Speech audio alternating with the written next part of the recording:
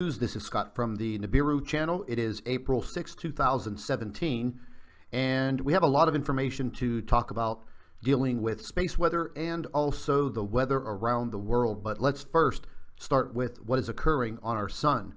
Now, we touched on this a little bit yesterday whenever we were speaking with our physicist pertaining to all of the coronal holes and the damage to the sun and the danger that this creates to our planet. Now, over the last 48 hours, we've been watching the coronal holes opening up on the sun, and if you just follow my cursor, once again, we can see a very large coronal hole in the northern hemisphere of the sun.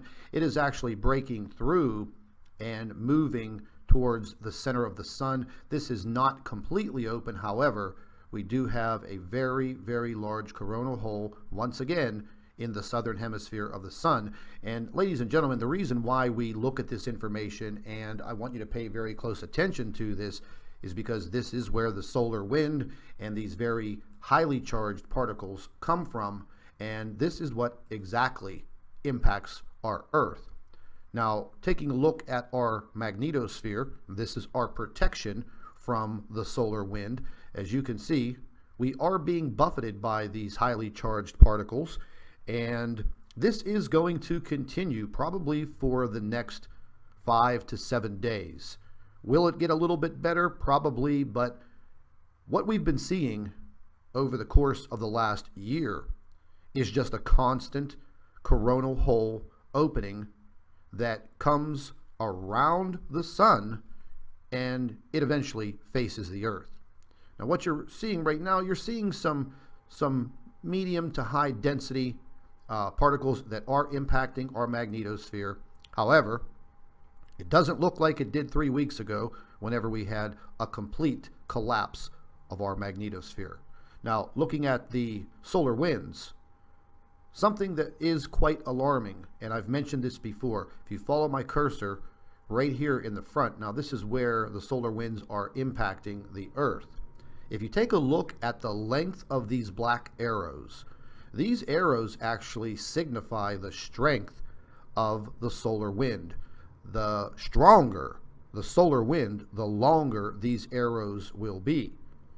Now, you do see some of these arrows right here behind the Earth that are actually reversing themselves, and this is bringing more radiation into the area of our planet. Now, taking a look at the radiation, you can see in the dark red, yes, that is bad. That's very bad.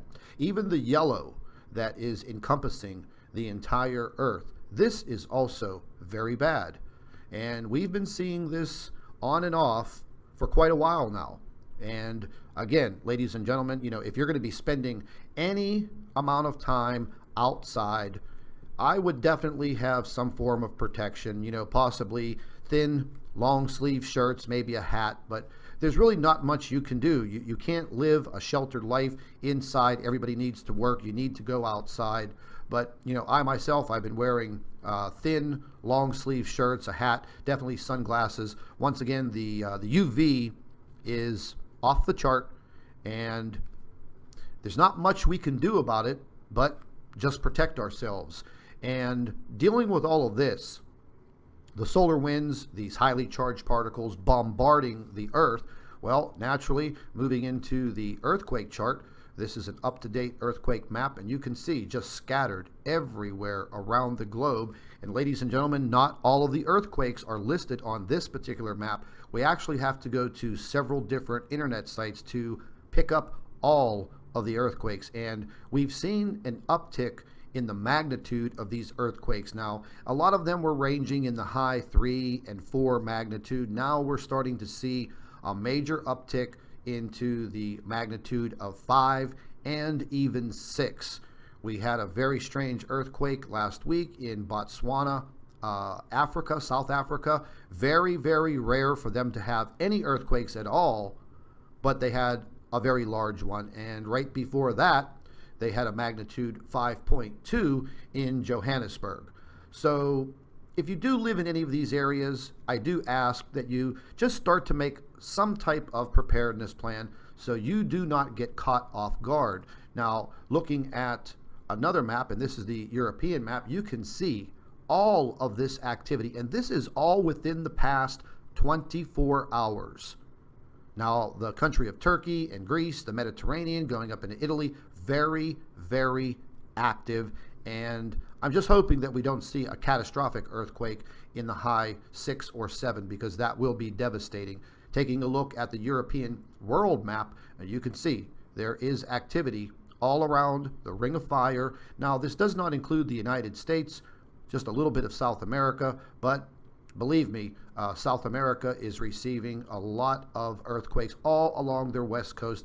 The same does apply for the west coast of Mexico. Now, they've been under siege for the past year, nonstop, magnitude 3, 4, and 5 earthquakes every single day along this west coast of Mexico. Getting into volcanic activity for April 6, 2017, there are currently 30 volcanoes in full eruption around the globe.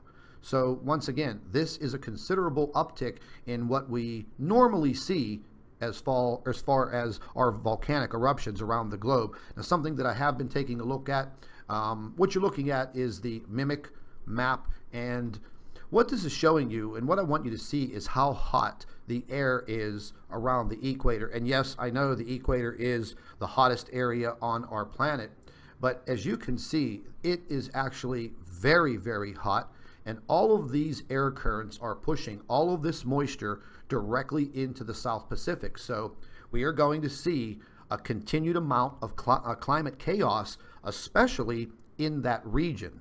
They're going to probably, go through a lot of catastrophic flooding, landslides. There were several landslides in South America that wiped out a whole entire town in a matter of minutes, and they still do not know how many people are missing or how many people have died.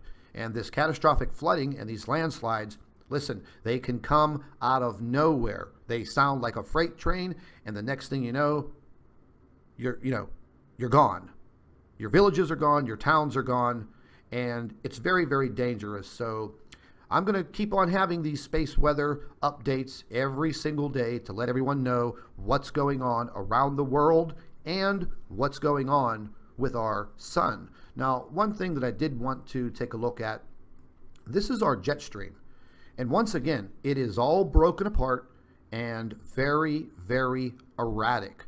And normally getting into this time of the year, now we were just looking at that airflow straight across the equator, straight across Africa, straight across the Pacific. Now, normally these weather patterns that start around this time of year, they'll usually roll right off of Africa and start coming up into the Atlantic Ocean and the Gulf of Mexico. This is where all of the hurricanes come from that impact the east coast of the United States and the Caribbean.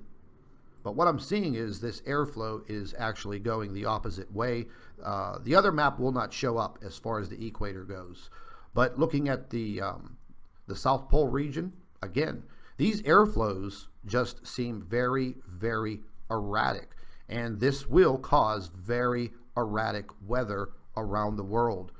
Now, looking at the North Pole, once again, we have portions of the jet stream that are completely broken apart.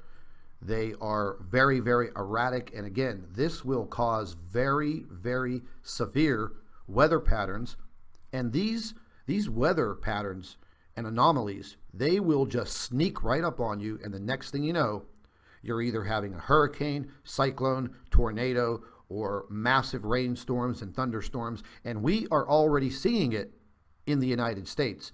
And there are many, many other countries around the globe that are seeing it. I was just reading a report about the intense heat in India. And we need to pay very, very close attention to our weather around the world. And if you have any questions pertaining to the solar weather report, simply drop me an email at NIBIRU PlanetX 2016 at gmail.com, and I'd be happy to answer your questions. This is Scott from Planet X News and the NIBIRU channel. Thank you for watching. Hello everybody, welcome back to Planet X News. This is Scott from the NIBIRU channel. It is April 6, 2017, and we have a lot of information to talk about dealing with space weather and also the weather around the world. But let's first start with what is occurring on our sun. Now, we touched on this a little bit yesterday whenever we were speaking with our physicist pertaining to all of the coronal holes and the damage to the sun and the danger that this creates to our planet. Now, over the last 48 hours, we've been watching the coronal holes opening up on the sun, and if you just follow my cursor, once again, we can see a very large coronal hole in the northern hemisphere of the sun. It is actually breaking through and moving towards the center of the sun. This is not completely open, however, we do have a very, very large coronal hole, once again, in the southern hemisphere of the sun. And ladies and gentlemen, the reason why we look at this information, and I want you to pay very close attention to this, is because this is where the solar wind and these very highly charged particles come from, and this is what exactly impacts our Earth. Now, taking a look at our magnetosphere, this is our protection from the solar wind. As you can see,